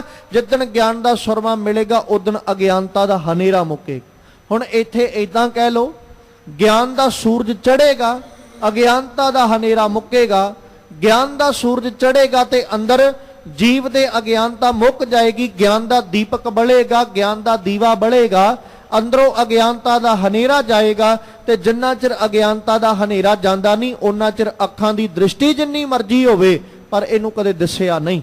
ਗੁਰੂ ਸਾਹਿਬ ਕਹਿੰਦੇ, ਗੁਰ ਗਿਆਨ ਅੰਜਨ ਸੱਚ ਨੇਤਰੀ ਪਾਇਆ। ਗੁਰੂ ਨੇ ਕਿਰਪਾ ਕੀਤੀ, ਆਪਣੇ ਸੱਚੇ ਗਿਆਨ ਦਾ ਸੁਰਮਾ ਮੇਰੀਆਂ ਅੱਖਾਂ 'ਚ ਪਾਇਆ। ਅੰਤਰ ਚਾਨਣ, ਅੰਦਰ ਚਾਨਣ ਹੀ ਚਾਨਣ ਹੋ ਗਿਆ, ਅਗਿਆਨ ਅੰਧੇਰ ਗਵਾਇਆ। ਅੰਦਰੋਂ ਅਗਿਆਨਤਾ ਦਾ ਹਨੇਰਾ ਗਵਾ ਦਿੱਤਾ, ਖਤਮ ਹੋ ਗਿਆ। ਹੁਣ ਜੋਤੀ ਜੋਤ ਮਿਲੀ ਮਨ ਮਾਨਿਆ, ਹਰ ਦਰ ਸ਼ੋਭਾ ਪਾਵਣਿਆ। ਹੁਣ ਉਹੀ ਪਰਮੇਸ਼ਵਰ ਜਿਹਨੂੰ ਅਜੇ ਤੱਕ ਬਾਹਰੋਂ ਲੱਭ ਰਹੇ ਸਾਂ, ਬਾਹਰੋਂ ਟੋਲ ਰਹੇ ਸਾਂ, ਜਿਹਨੂੰ ਅਜੇ ਤੱਕ ਕੋਸ਼ਿਸ਼ ਇਹ ਸੀ ਵੀ ਉਹ ਘਰ ਦੇ ਵਿੱਚ ਥੋੜੀ ਹੈ, ਘਰ ਦੇ ਵਿੱਚੋਂ ਤੇ ਬਾਹਰ ਲੱਭਣ ਦਾ ਯਤਨ ਕਰ ਰਹੇ ਆ। ਬਸ ਇਸੇ ਤਰ੍ਹਾਂ ਜਿਵੇਂ ਕੁਝ ਦਿਨ ਪਹਿਲਾਂ ਆਪ ਜੀ ਅੱਗੇ ਬੇਨਤੀ ਕੀਤੀ ਸੀ, ਅਸੀਂ ਪਰਮੇਸ਼ਵਰ ਨੂੰ ਘਰ ਵਿੱਚ ਲੱਭਣ ਦੀ ਬਜਾਏ ਬਾਹਰ ਖੋਜੀ ਜਾਂਦੇ ਆ। ਤੇ ਸਾਡੇ ਬਾਹਰ ਖੋਜਣ ਦਾ ਕਾਰਨ ਹੈ ਘਰ ਵਿੱਚ ਹਨੇਰਾ, ਘਰ ਅੰਦਰ ਚਾਨਣ ਨਹੀਂ, ਜਿਸ ਕਰਕੇ ਬਾਹਰੋਂ ਸਾਨੂੰ ਚਾਨਣ ਦਿਸਦਾ ਤੇ ਅਸੀਂ ਬਾਹਰੋਂ ਲੱਭੀ ਜਾਂਦੇ ਆ। ਅਸੀਂ ਇਹ ਨਹੀਂ ਸੋਚਿਆ ਵੀ ਵਸਤੂ ਤੇ ਘਰ ਵਿੱਚ ਪਈ ਹੈ ਤੇ ਮੈਂ ਬਾਹਰਲੇ ਚਾਨਣ ਵਿੱਚ ਲੱਭ ਕੇ ਕੀ ਕਰਾਂਗਾ, ਮੈਂ ਆਪਣੇ ਘਰ ਵਿੱਚ ਚਾਨਣ ਕਰਾਂ ਤਾਂ ਜੋ ਵਸਤੂ ਲੱਭ ਜਾਏ। ਅਸੀਂ ਘਰ ਵਿੱਚ ਚਾਨਣ ਕਰਨ ਦੀ ਬਜਾਏ ਬਾਹਰ ਹੋਏ ਚਾਨਣ ਵਿੱਚੋਂ ਲੱਭਣ ਤੁਰ ਗਏ। ਤੇ ਚੇਤਾ ਰੱਖਿਓ, ਬਾਹਰ ਵਿਚਲੇ ਚਾਨਣ ਵਿੱਚੋਂ ਜਿੰਨਾ ਚਿਰ ਲੱਭਣ ਦੀ ਕੋਸ਼ਿਸ਼ ਕਰਾਂਗੇ ਉਹ ਸਮਾਂ ਵੀ ਵਿਅਰਥ ਜਾਏਗਾ, ਉਹ ਊਰਜਾ ਵੀ ਅਜਾਈ ਜਾਏਗੀ, ਬਾਹਰੋਂ ਮਿਲੇਗਾ ਨਹੀਂ। ਮਿਲੇਗਾ ਉਦਣ ਜਿੱਦਣ ਆਪਣੇ ਘਰ ਵਿੱਚ ਚਾਨਣ ਕਰਕੇ ਲੱਭਣ ਦੀ ਕੋਸ਼ਿਸ਼ ਕਰਾਂਗੇ। ਉਸੇ ਦਿਨ ਉਹਨੇ ਮਿਲ ਜਾਣਾ, ਜਾਂ ਉਸੇ ਪਲ ਮਿਲ ਜਾਏਗਾ ਜਿੱਦਣ ਅੰਦਰ ਚਾਨਣ ਕਰਕੇ ਲੱਭਾਂਗੇ। ਬਸ ਇੰਨਾ ਕਹਿ ਲਓ, ਅੰਦਰ ਦੀਪਕ ਬਲਿਆ ਨਹੀਂ, ਗਿਆਨ ਦਾ ਦੀਵਾ ਬਲਿਆ ਨਹੀਂ। ਜਿੱਦਣ ਗਿਆਨ ਦਾ ਦੀਵਾ ਬਲ ਗਿਆ ਉਦਣ ਕੰਤ ਤੇ ਸਾਹਮਣੇ ਬੈਠਾ ਹੈ, ਪਰਮੇਸ਼ਵਰ ਤੇ ਸਾਹਮਣੇ ਬੈਠਾ। ਮਨੁੱਖਾ ਬਸ ਤੇਰੀਆਂ ਅੱਖਾਂ ਹਨੇਰੇ 'ਚ ਇੰਨੀਆਂ ਚੁੰਧਿਆਈਆਂ ਹੋਈਆਂ ਨੇ ਕਿ ਇਹਨੂੰ ਉਹ ਬੈਠਾ ਸਾਹਮਣੇ ਨਜ਼ਰ ਹੀ ਨਹੀਂ ਆਇਆ। ਸਤਿਗੁਰੂ ਜੀ ਨੇ ਜ਼ਿਕਰ ਕੀਤਾ ਕਿ ਮੇਰੇ ਮਾਲਕ ਜੀ ਨੇ, ਗੁਰੂ ਨੇ, ਜਿਹਨੂੰ ਆਪਾਂ ਅਕਸਰ ਸਾਹਿਬ ਜੀ ਕੇ ਪਾਵਨ ਬਚਨਾਂ 'ਚ ਪੜ੍ਹਦੇ ਹਾਂ ਕਿ ਮਾਲਕ ਨੇ ਕਿਰਪਾ ਕੀਤੀ, ਗੁਰੂ ਨੇ ਕਿਰਪਾ ਕੀਤੀ, ਗਿਆਨ ਦਾ ਸੁਰਮਾ ਦਿੱਤਾ। ਗਿਆਨ ਅੰਜਨ ਗੁਰ ਦੀਆ, ਅਗਿਆਨ ਅੰਧੇਰ ਵਿਨਾਸ਼, ਹਰ ਕਿਰਪਾ ਤੇ ਸੰਤ ਭੇਟਿਆ, ਨਾਨਕ ਮਨ ਪ੍ਰਗਾਸ਼। ਜਾਂ ਬਾਪੂ ਕਹਿੰਦੇ ਦੀਵਾ ਬਲੇ ਅੰਧੇਰਾ ਜਾਏ, ਜਦੋਂ ਦੀਪਕ ਗਿਆਨ ਦਾ ਬਲਦਾ ਹਨੇਰਾ ਮੁੱਕ ਜਾਂਦਾ ਹੈ। ਜਿਹਨੂੰ ਧੰਨ ਗੁਰੂ ਨਾਨਕ ਪਾਤਸ਼ਾਹ ਜੀ ਜਦੋਂ ਆਸਾ ਕੀ ਵਾਰ 'ਚ ਜ਼ਿਕਰ ਕਰਦੇ ਤੇ ਮਾਲਕ ਪਾਤਸ਼ਾਹ ਕਹਿੰਦੇ ਮਨ ਨੂੰ ਰੋਕਣ ਵਾਸਤੇ ਸੱਜਣਾ ਗਿਆਨ ਦਾ ਹੋਣਾ ਲਾਜ਼ਮੀ ਹੈ। ਤੇ ਜਿੱਦਣ ਗਿਆਨ ਆਏਗਾ ਉਦਣ ਗੁਰੂ ਕੋਲੋਂ ਆਉਣਾ, ਤੇ ਜਿੱਦਣ ਗੁਰੂ ਦਾ ਗਿਆਨ ਦੇ ਸਦਕਾ ਮਨ ਟਿਕਾ ਲਏਗਾ ਉਦਣ ਤੈਨੂੰ ਅਕਾਲ ਪੁਰਖ ਪਰਮੇਸ਼ਵਰ ਅੰਦਰ ਵਸਦਾ ਨਜ਼ਰ ਹੀ ਆਏ। ਹੁਣ ਖਿਆਲ ਕਰੋ, ਕਈ ਵਾਰ ਚਾਨਣ ਵੀ ਹੁੰਦਾ, ਅੱਖਾਂ ਤੋਂ ਦਿਸਦਾ ਵੀ ਹੈ, ਪਰ ਫਿਰ ਵੀ ਅਸੀਂ ਵਸਤੂ ਵੇਖ ਨਹੀਂ ਪਾਉਂਦੇ। ਕਾਰਨ ਕੀ? ਜਿਵੇਂ ਸੌਖੇ ਜਿਹੇ ਲਫ਼ਜ਼ਾਂ 'ਚ ਪੜ੍ਹੀਏ, ਸਮਝਣ ਦੀ ਕੋਸ਼ਿਸ਼ ਕਰੀਏ। ਇਨਸਾਨ ਜਦੋਂ ਕਿਤੇ ਜਾਂਦਾ ਨਾ ਤੇ ਇੱਕ ਮੰਜ਼ਿਲ ਮਿੱਥ ਕੇ ਤੁਰਦਾ। ਜਿਵੇਂ ਸੌਖੇ ਜਿਹੇ ਰੂਪ, ਆਪਾਂ ਲੁਧਿਆਣੇ ਤੋਂ ਤੁਰੇ ਅੰਮ੍ਰਿਤਸਰ ਸਾਹਿਬ ਵੱਲ ਨੂੰ, ਤੇ ਅਸੀਂ ਮੰਜ਼ਿਲ ਮਿੱਥ ਕੇ ਚੱਲੇ ਆ ਜੀ, ਅਸੀਂ ਹਰਿਮੰਦਰ ਸਾਹਿਬ ਜਾਣਾ, ਇਹ ਸਾਡੀ ਮੰਜ਼ਿਲ ਹੈ। ਰਾਹ 'ਚ ਕੁਛ ਆਏ ਸਾਨੂੰ ਪਰਵਾਹ ਨਹੀਂ, ਸਾਡੀ ਮੰਜ਼ਿਲ ਹਰਿਮੰਦਰ ਸਾਹਿਬ ਹੈ, ਨਾ ਆਸੇ ਨਾ ਪਾਸੇ ਕੁਝ ਨਹੀਂ ਵੇਖਣਾ। ਫਿਰ ਕਿਤੇ ਸਹਿਜ ਸੁਭਾਅ ਜ਼ਰੂਰਤ ਪੈ ਜਾਏ, ਕੋਈ ਕਰਮ ਐਸਾ ਬਣ ਜਾਏ ਤੇ ਕਿਸੇ ਕੋਲੋਂ ਪੁੱਛੀਏ ਨਾ ਵੀ ਅਸੀਂ ਫਲਾਣੀ ਥਾਂ ਤੇ ਜਾਣਾ ਜਾਂ ਫਲਾਣੇ ਪਿੰਡ ਵਿੱਚ ਜਾਣਾ, ਤੇ ਉਦੋਂ ਇਨਸਾਨ ਇਹ ਕਹਿੰਦਾ ਵੀ ਮੈਂ ਅੰਮ੍ਰਿਤਸਰ ਸਾਹਿਬ ਵੱਲ ਨੂੰ ਗਿਆ ਤੇ ਬਹੁਤ ਵਾਰ ਆ, ਹਰਿਮੰਦਰ ਸਾਹਿਬ ਬਹੁਤ ਵਾਰ ਗਿਆ, ਪਰ ਮੈਨੂੰ ਉਸ ਪਿੰਡ ਬਾਰੇ ਪਤਾ ਕੋਈ ਨਹੀਂ। ਕਾਰਨ ਕਿਉਂਕਿ ਸਾਡੀ ਮੰਜ਼ਿਲ ਹੀ ਨਹੀਂ ਸੀ। ਜਿੰਨਾ ਚਿਰ ਅਸੀਂ ਆਪਣੀਆਂ ਅੱਖਾਂ ਨੂੰ ਟਿਕਾ ਕੇ ਵੇਖ ਨਹੀਂ ਲੈਂਦੇ, ਉਹਨਾਂ ਚਿਰ ਅੱਖਾਂ ਸਾਡੀਆਂ ਦੇ ਸਾਹਮਣੇ ਪਈ ਵਸਤੂ ਵੀ ਸਾਨੂੰ ਨਜ਼ਰ ਨਹੀਂ ਆਉਂਦੀ। ਆਪਣੀ ਦ੍ਰਿਸ਼ਟੀ ਨੂੰ ਰੋਕਣਾ ਪੈਂਦਾ ਹੈ, ਫਿਰ ਸਾਹਮਣੇ ਪਈ ਵਸਤੂ ਨਜ਼ਰ ਨਹੀਂ ਪੈਂਦੀ। ਜੇ ਅਸੀਂ ਆਪਣੀ ਦ੍ਰਿਸ਼ਟੀ ਨੂੰ ਰੋਕ ਨਹੀਂ ਸਕੇ ਤੇ ਜਿਹੜੀ ਵਸਤੂ ਸਾਡੀਆਂ ਅੱਖਾਂ ਸਾਹਮਣੇ ਪਈ ਹੈ, ਬੰਦਾ ਉਹਦੇ ਤੋਂ ਵੀ ਪਰੋਖੇ ਹੋ ਜਾਂਦਾ ਹੈ। ਅਕਾਲ ਪੁਰਖ ਪਰਮੇਸ਼ਵਰ ਹੈ ਸਾਡੇ ਸਾਹਮਣੇ, ਪਰ ਅਫਸੋਸ ਅਸੀਂ ਆਪਣੀਆਂ ਸੁਰਤ ਦੀਆਂ ਅੱਖਾਂ ਟਿਕਾ ਕੇ ਵੇਖ ਨਹੀਂ ਸਕੇ। ਜਿੱਦਣ ਸੁਰਤ ਦੀਆਂ ਅੱਖਾਂ ਟਿਕਾ ਕੇ ਵੇਖਾਂਗੇ ਉਦਣ ਉਹ ਸਾਹਮਣੇ ਹੀ ਬੈਠਾ। ਗੁਰੂ ਦੇ ਗਿਆਨ ਰੂਪੀ ਚਾਨਣ ਦੇ ਨਾਲ ਨਾਲ ਆਪਣੇ ਸੁਰਤ ਦੇ ਨੇਤਰਾਂ ਨੂੰ ਜਿੱਦਣ ਟਿਕਾਵਾਂਗੇ ਉਦਣ ਉਹ ਅਕਾਲ ਪੁਰਖ ਪਰਮੇਸ਼ਵਰ ਸਾਹਮਣੇ ਬੈਠਾ ਨਜ਼ਰ ਹੀ ਆਏਗਾ। ਫਿਰ ਜਿੱਦਣ ਸਾਹਮਣੇ ਬੈਠਾ ਨਜ਼ਰ ਹੀ ਆਇਆ, ਜੋਤੀ ਜੋਤ ਮਿਲੀ, ਉਸ ਅਕਾਲ ਪੁਰਖ ਨਾਲ ਜੋਤ ਰਲੇਗੀ। ਮਨ ਮਾਨਿਆ, ਮਨ ਮੰਨ ਜਾਏਗਾ, ਹਰ ਦਰ ਸ਼ੋਭਾ ਪਾਵਣਿਆ। ਫਿਰ ਜੀਵ ਉਸ ਰੱਬ ਦੇ ਦਰ ਉੱਤੇ ਸ਼ੋਭਾ ਵਾਲਾ, ਮਾਣ ਵਾਲਾ, ਵਡਿਆਈ ਵਾਲਾ ਬਣ ਜਾਂਦਾ ਹੈ। ਸਰੀਰਹ ਪਾਲਣ ਕੋ ਬਾਹਰ ਜਾਏ, ਨਾਮ ਨਾ ਲਹਿ ਬਹੁਤ ਵਿਗਾਰ ਦੁਖ ਪਾਏ। ਮਨ ਮੁਖ ਅੰਧੇ ਸੁਝੈ ਨਾਹੀ, ਫਿਰ ਘਿਰ ਆਏ ਗੁਰਮੁਖ ਵਥ ਪਾਵਣਿਆ। ਸਤਿਗੁਰੂ ਜੀ ਕੀ ਪਾਵਨ ਬਾਣੀ ਦਾ ਇੱਕ ਬਚਨ ਹੈ, ਕਹਿੰਦੇ ਹਰਿਮੰਦਰ ਇਹ ਸਰੀਰ ਹੈ ਜਿੱਥੋਂ ਹਰ ਜਾਤਾ। ਹਰਿਮੰਦਰ ਇੱਥੇ ਰੱਬ ਦਾ ਘਰ, ਇਹ ਸਰੀਰ ਹੈ, ਸਾਡਾ ਸਰੀਰ ਰੱਬ ਦਾ ਘਰ ਹੈ, ਜਿੱਥੋਂ ਹਰ ਜਾਤਾ, ਜਿੱਥੋਂ ਹਰੀ ਪਰਮੇਸ਼ਵਰ ਮਿਲਦਾ ਹੈ, ਰੱਬ ਮਿਲਦਾ ਹੈ। ਤੇ ਅਸੀਂ ਕੀ ਕਰ ਰਹੇ ਹਾਂ? ਸਰੀਰੋਂ ਭਾਲਣ ਕੋ ਬਾਹਰ ਜਾਏ। ਜਿਹੜਾ ਸਰੀਰ ਵਿੱਚ ਬੈਠਾ ਨਾ, ਉਹਨੂੰ ਭਾਲਣ ਵਾਸਤੇ ਬਾਹਰ ਜਾਏ। ਬਾਪੂ ਜੀ ਦੀ ਬਾਣੀ ਪੜੋ। ਫਰੀਦਾ ਜੰਗਲ ਜੰਗਲ ਕਿਆ ਭਵੇਂ ਵਣ ਕੰਡਾ ਮੋੜੇ, ਵਸੀ ਰੱਬ ਖਿਆਲੀ ਹੈ ਜੰਗਲ ਕਿਆ ਢੂੰਡੇ। ਸਰੀਰੋਂ ਭਾਲਣ ਕੋ ਬਾਹਰ ਜਾਏ, ਜਿਹੜਾ ਸਰੀਰ ਵਿੱਚ ਸੀ ਉਹਨੂੰ ਭਾਲਣ ਕਿੱਥੇ ਚੱਲਿਆ? ਬਾਹਰ। ਤੇ ਉਹਨੂੰ ਭਾਲਣ ਲਈ ਕੋਈ ਸੁਮੇਰ ਪਰਬਤ ਦੀ ਚੋਟੀ ਤੇ ਚੜ ਕੇ ਬੈਠਾ, ਕੋਈ ਸਮੁੰਦਰਾਂ ਦੇ ਹੇਠਾਂ ਜਾ ਕੇ ਵੜਿਆ ਬੈਠਾ, ਕੋਈ ਹਿਮਾਲਿਆ ਪਰਬਤ ਦੀ ਚੋਟੀ ਤੇ ਬੈਠਾ, ਕੋਈ ਜੰਗਲਾਂ ਵਿੱਚ ਜਾ ਕੇ ਵਸੇਬਾ ਕਰੀ ਬੈਠਾ, ਕੋਈ ਕਿਸੇ ਥਾਂ ਉੱਤੇ ਟਿਕਾਣਾ ਕਰਕੇ ਬੈਠਾ ਤੇ ਕੋਈ ਕਿਸੇ ਉੱਤੇ, ਪਰ ਉਹਨੂੰ ਕਦੇ ਭਾਲਣ ਦੀ ਕੋਸ਼ਿਸ਼ ਹੀ ਨਹੀਂ ਕੀਤੀ ਜਿਹੜਾ ਹੈ ਹੀ ਸਰੀਰ ਵਿੱਚ ਸੀ। ਸਰੀਰ ਨੂੰ ਨਹੀਂ ਖੋਜਿਆ, ਕਾਇਆ ਨੂੰ ਨਹੀਂ ਖੋਜਿਆ, ਬਾਹਰ ਅਸੀਂ ਸਭ ਕੁਝ ਖੋਜ ਮਾਰਿਆ, ਅਸੀਂ ਪਹਾੜਾਂ ਦੀਆਂ ਚੋਟੀਆਂ ਤੇ ਵੀ ਚੜ੍ਹ ਕੇ ਵੇਖ ਲਿਆ, ਬਰਫ਼ ਵਿੱਚ ਬਹਿ ਬਹਿ ਵੇਖ ਲਿਆ, ਅੱਗ ਵਿੱਚ ਧੂਣੇ ਬਾਲ-ਬਾਲ ਤਪਾ ਕੇ ਆਪਣੇ ਆਪ ਨੂੰ ਵੇਖ ਲਿਆ, ਇੱਥੋਂ ਤੱਕ ਆਪਣੇ ਸਰੀਰ ਮੁੱਦੇ ਕਰ ਕਰਕੇ ਵੀ ਅਸੀਂ ਵੇਖ ਲਏ ਵੀ ਸ਼ਾਇਦ ਰੱਬ ਉਲਟਾ ਲਟਕਿਆ ਹੀ ਦਿਸ ਜਾਏ। ਨਹੀਂ, ਜਿਹੜਾ ਬੈਠਾ ਹੀ ਕਾਇਆਂ ਦੇ ਅੰਦਰ ਹੈ, ਆਪਣੀ ਕਾਇਆ ਨੂੰ ਸਾਂਭਾਂਗੇ, ਕਾਇਆ ਨੂੰ ਸਾਂਭਣ ਦੇ ਨਾਲ ਨਾਲ ਕਾਇਆ ਦੀ ਪੜਚੋਲ ਕਰਾਂਗੇ ਤੇ ਮਿਲੇਗਾ ਨਾ। ਬਾਹਰੋਂ ਬਰਫ਼ ਫਰੋਲ ਕੇ, ਬਾਹਰੋਂ ਚੋਟੀਆਂ ਤੇ ਚੜ੍ਹ ਕੇ, ਹਿਮਾਲਿਆ ਪਰਬਤ ਤੇ ਚੜ੍ਹ ਕੇ, ਸੁਮੇਰ ਪਰਬਤ ਤੇ ਚੜ੍ਹ ਕੀ ਹਾਸਲ ਕਰਾਂਗੇ? ਕੁਝ ਵੀ ਨਹੀਂ। ਉਹ ਸੁਮੇਰ ਪਰਬਤ ਤੇ ਬੈਠੇ ਤੇ ਉਹ ਵੀ ਲੋਕ ਸਨ ਜਿਹੜੇ 700 ਸਾਲ ਹੋ ਗਿਆ ਸੀ ਬੈਠਿਆਂ ਨੂੰ। ਬਾਪੂ ਨਾਨਕ ਜੀ ਜਾ ਕੇ ਪੁੱਛਦੇ ਵੀ ਤੁਹਾਡੇ ਬਹਿਣ ਦਾ ਕਾਰਨ ਕੀ? ਜੀ ਅਸੀਂ ਰੱਬ ਨੂੰ ਮਿਲਣਾ ਆ। ਉਹਨਾਂ ਨੇ ਰੱਬ ਨੂੰ ਮਿਲਣ ਦੀ ਬਜਾਏ ਰਿੱਧੀਆਂ ਸਿੱਧੀਆਂ ਇੰਨੀਆਂ ਹਾਸਲ ਕਰ ਲਈਆਂ ਕਿ ਉਹ ਰਿੱਧੀਆਂ ਸਿੱਧੀਆਂ ਦੇ ਵਿੱਚ ਹੀ ਫਸ ਕੇ ਰਹਿ ਗਏ। ਰੱਬ ਤੱਕ ਦਾ ਸਫ਼ਰ ਫਿਰ ਵੀ ਤੈਅ ਨਾ ਹੋਇਆ। ਜਦੋਂ ਗੁਰੂ ਨਾਨਕ ਸਾਹਿਬ ਗਏ, ਬਾਪੂ ਨਾਨਕ ਨੇ ਜਾ ਕੇ ਉਹਨਾਂ ਦੇ ਦਿਮਾਗ ਨੂੰ ਸੁਚੇਤਤਾ ਦਿੱਤੀ। ਉਹਨਾਂ ਦੇ ਉਹ ਦਿਮਾਗ ਜਿਹੜੇ ਉਹਨਾਂ ਸੁੰਨ ਕਰ ਲਏ ਸੀ, ਬਾਪੂ ਨਾਨਕ ਨੇ ਉਹਨਾਂ 'ਚ ਗਿਆਨ ਦਿੱਤਾ। ਜਦੋਂ ਗਿਆਨ ਮਿਲਿਆ ਫਿਰ ਅਗਲੇ ਕਹਿੰਦੇ ਵੀ ਬਾਬਾ ਤੂੰ ਠੀਕ ਹੈ, ਅਸੀਂ ਅੱਜ ਤੱਕ ਭਰਮ ਵਿੱਚ ਹੀ ਤੁਰੇ ਫਿਰੇ, ਅਸੀਂ ਅੱਜ ਤੱਕ ਭੁਲੇਖੇ ਵਿੱਚ ਰਹੇ ਹਾਂ, ਅੱਜ ਤੂੰ ਆ ਕੇ ਸਾਡਾ ਭਰਮ ਤੇ ਸਾਡਾ ਭੁਲੇਖਾ ਦੂਰ ਕੀਤਾ। ਰੱਬ ਹੈ ਸੁਮੇਰ ਪਰਬਤ ਦੀ ਚੋਟੀ ਤੇ, ਪਰ ਅਸੀਂ ਕੇਵਲ ਸੁਮੇਰ ਪਰਬਤ ਦੀ ਚੋਟੀ ਤੇ ਹੀ ਲੱਭਦੇ ਰਹਿ ਗਏ। ਅਸੀਂ ਆਪਣੇ ਅੰਦਰ ਕਦੇ ਪੜਚੋਲਿਆ ਨਹੀਂ। ਜਿਵੇਂ ਬਾਪੂ ਗੁਰੂ ਤੇਗ ਬਹਾਦਰ ਸਾਹਿਬ ਕਹਿੰਦੇ ਨਾ ਕਿ ਪੋਹਪ ਮਦ ਜਿਉ ਬਾਸ ਬਸਤ ਹੈ, ਮੁਕਰ ਮਾਹੇ ਜੈਸੇ ਸ਼ਾਈ, ਤੈਸੇ ਹੀ ਹਰ ਬਸੈ ਨਿਰੰਤਰ ਘਟ ਹੀ ਖੋਜੋ ਭਾਈ। ਫੁੱਲਾਂ ਦੇ ਵਿੱਚੋਂ ਸੁਗੰਧੀਆਂ ਸੁੰਘਣ ਵਾਸਤੇ ਚੋਟੀ ਤੇ ਨਹੀਂ ਚੜਨਾ ਪੈਂਦਾ, ਫੁੱਲਾਂ ਦੀਆਂ ਸੁਗੰਧੀਆਂ ਫੁੱਲਾਂ ਕੋਲੋਂ ਜਾ ਕੇ ਮਿਲਿਆ ਕਰਦੀਆਂ। ਸ਼ੀਸ਼ੇ ਦੇ ਵਿੱਚੋਂ ਆਪਣੀ ਤਸਵੀਰ ਵੇਖਣ ਨੂੰ ਬਰਫ਼ ਵਿੱਚ ਜਾ ਕੇ ਬਹਿਣਾ ਨਹੀਂ ਪੈਂਦਾ, ਸ਼ੀਸ਼ੇ ਵਿੱਚੋਂ ਆਪਣੀ ਤਸਵੀਰ ਵੇਖਣ ਨੂੰ ਸ਼ੀਸ਼ੇ ਸਾਹਮਣੇ ਖੜੋਣਾ ਪੈਂਦਾ। ਤੇ ਆਪਣੇ ਵਿੱਚੋਂ ਪਰਮੇਸ਼ਵਰ ਵੇਖਣ ਵਾਸਤੇ ਚੋਟੀ ਤੇ ਚੜਨ ਦੀ ਲੋੜ ਨਹੀਂ, ਆਪਣੇ ਵਿੱਚੋਂ ਪਰਮੇਸ਼ਵਰ ਵੇਖਣ ਵਾਸਤੇ ਆਪਣੇ ਆਪੇ ਦੀ ਪੜਚੋਲ ਕਰਨੀ ਪੈਂਦੀ। ਸਤਿਗੁਰੂ ਜੀ ਨੇ ਆਖਿਆ, ਮਾਲਕ ਕਹਿੰਦੇ ਕਿ ਸਰੀਰੋਂ ਭਾਲਣ ਕੋ ਬਾਹਰ ਜਾਏ, ਨਾਮ ਨਾ ਲਖੈ ਮਿਲਿਆ ਕੁਛ ਨਹੀਂ, ਬਹੁਤ ਨਾਮ ਨਾ ਲਖੈ ਬਹੁਤ ਵੇਗਾਰ ਦੁੱਖ ਪਾਏ। ਵੇਗਾਰੀਆਂ ਵਾਂਗੂ ਤੁਰਿਆ ਫਿਰਦਾ, ਐਵੇਂ ਮਖਟੂਆਂ ਵਾਂਗੂ ਤੁਰਿਆ ਫਿਰਦਾ ਔਰ ਪਾਉਂਦਾ ਦੁੱਖ ਹੀ। ਜਿਹੜਾ ਬੰਦਾ ਜਿਸ ਕੰਮ ਵਾਸਤੇ ਗਿਆ ਹੋਵੇ ਨਾ, ਜਿਵੇਂ ਮੰਨ ਲਓ ਆਪਾਂ ਮਿੱਥ ਕੇ ਤੁਰੇ ਕਿ ਅੱਜ ਮੈਂ ਆ ਫਲਾਣਾ ਕੰਮ ਕਰਨਾ, ਉਹ ਕੰਮ ਕਰਨ ਵਾਸਤੇ ਅਸੀਂ ਘਰੋਂ ਬੜੇ ਐਨ ਤਿਆਰ ਹੋ ਕੇ ਗਏ ਵੀ ਮੈਂ ਅੱਜ ਆਪਣਾ ਕਾਰਜ ਨਿਬੇੜ ਕੇ ਆਉਣਾ। ਜਾਂਦਿਆਂ ਨੂੰ ਕੰਮ ਕਰਨ ਵਾਲਾ ਅੱਗੋਂ ਮਿਲੇ ਹੀ ਕੋਈ ਨਾ।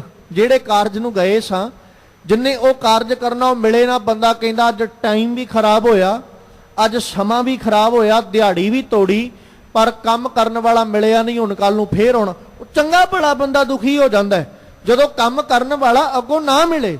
ਤੇ ਜੇ ਉਹੀ ਕਰਮ ਕਰਨ ਵਾਲਾ ਅੱਗੋਂ ਮਿਲ ਜਾਏ, ਬੰਦਾ ਕਹਿੰਦਾ ਚਲੋ ਮੇਰਾ ਸੌਰ ਗਿਆ, ਅੱਜ ਦਿਹਾੜੀ ਭੰਨੀ, ਮੈਨੂੰ ਰਾਸ ਆ ਗਈ। ਜੇ ਮੈਂ ਅੱਜ ਆਪਣਾ ਕੰਮ ਛੱਡਿਆ, ਆਪਣਾ ਛੱਡਿਆ ਕੰਮ, ਮੈਨੂੰ ਰਾਸ ਆ ਗਿਆ, ਮੇਰਾ ਆਹ ਕੰਮ ਨਿਬੜ ਗਿਆ। ਇਸੇ ਤਰ੍ਹਾਂ ਕਹਿ ਲਓ, ਅਕਾਲ ਪੁਰਖ ਪਰਮੇਸ਼ਵਰ ਨੂੰ ਮਿਲਣ ਦਾ ਕਰਮ ਹੈ, ਅਸੀਂ ਕਰਨਾ, ਉਹਨੂੰ ਮਿਲਣਾ ਹੈ।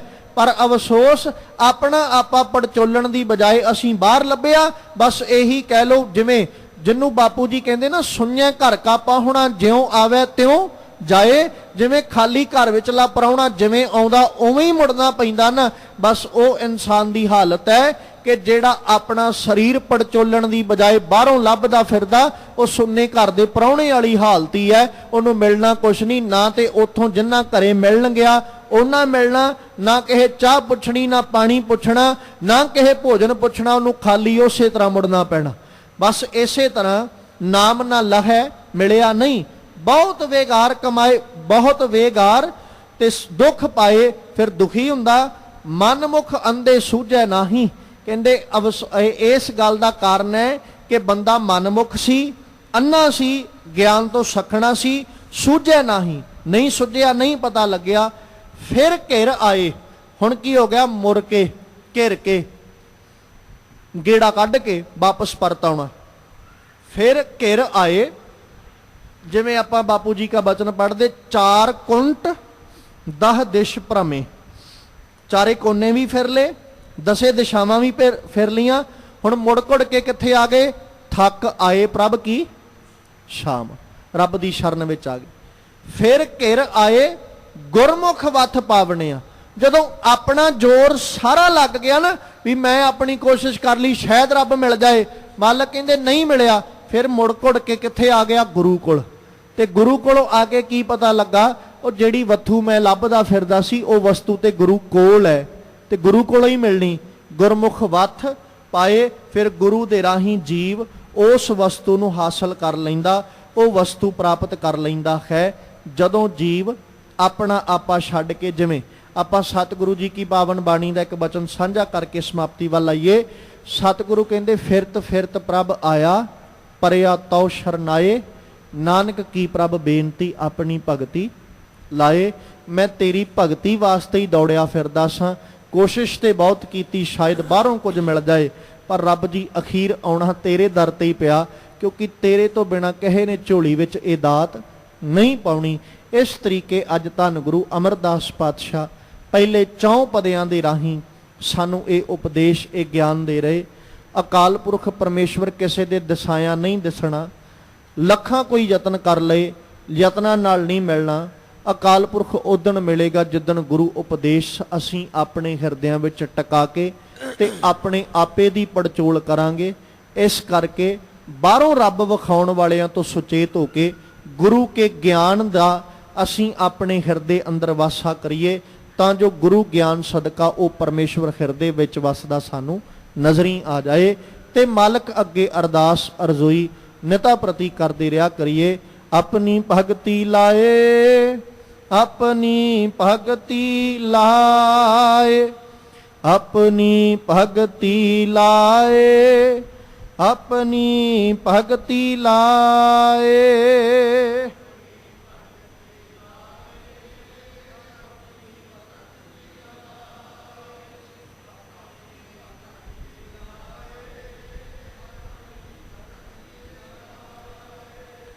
ਫਿਰਤ ਫਿਰਤ ਪ੍ਰਭ ਆਇਆ, ਫਿਰਤ ਫਿਰਤ ਪ੍ਰਭ ਆਇਆ,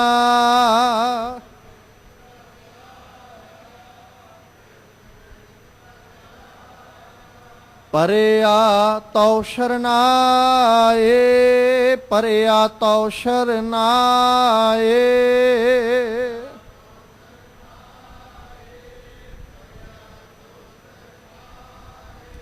ਨਾਨਕ ਕੀ ਪ੍ਰਭ ਬੇਨਤੀ, ਨਾਨਕ ਕੀ ਪ੍ਰਭ ਬੇਨਤੀ,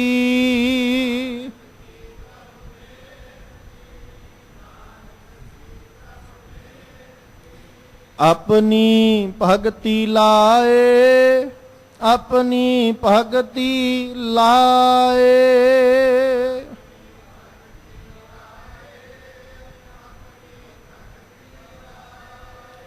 ਆਪਣੀ ਭਗਤੀ ਲਾਏ, ਆਪਣੀ ਭਗਤੀ ਲਾਏ।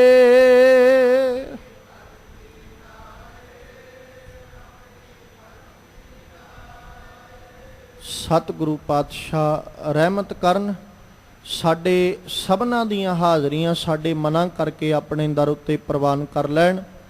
ਆਪਣੇ ਦਰੋਂ ਕਰੋਂ ਗੁਰਸਿੱਖੀ ਜੀਵਨ ਨਾਮ ਦੀਆਂ ਦਾਤਾਂ ਬਖਸ਼ਿਸ਼ ਕਰਕੇ ਨਿਵਾਜਣ, ਤਾਂ ਜੋ ਸਾਡੇ ਵੀ ਇਹ ਲੋਕ ਸੁਖੀਏ ਪਰਲੋਕ ਸੁਹੇਲੇ। ਨਾਨਕ ਹਰ ਪ੍ਰਭ ਆਪੇ ਮੇਲੇ ਹੋਈਆਂ ਬੇਅੰਤ ਪ੍ਰਕਾਰ ਦੀਆਂ ਭੁੱਲਾਂ ਦੀ ਖਿਮਾ ਬਖਸ਼ਣੀ। ਆਓ ਸਾਹਿਬ ਜੀ ਕੇ ਪਾਵਨ ਬਚਨ ਹਿਰਦਿਆਂ ਵਿੱਚ ਵਸਾ ਲਈਏ। ਸਰੀਰ ਪਾਲਣ ਕੋ ਬਾਹਰ ਜਾਏ, ਨਾਮ ਨਾ ਲਹੈ ਬਹੁਤ ਵਿਗਾਰ ਦੁਖ ਪਾਏ। ਮਨ ਮੁਖ ਅੰਧੇ ਸੁਝੈ ਨਾਹੀ, ਫਿਰ ਘਿਰ ਆਏ ਗੁਰਮੁਖ ਵਥ ਪਾਵਣਿਆ।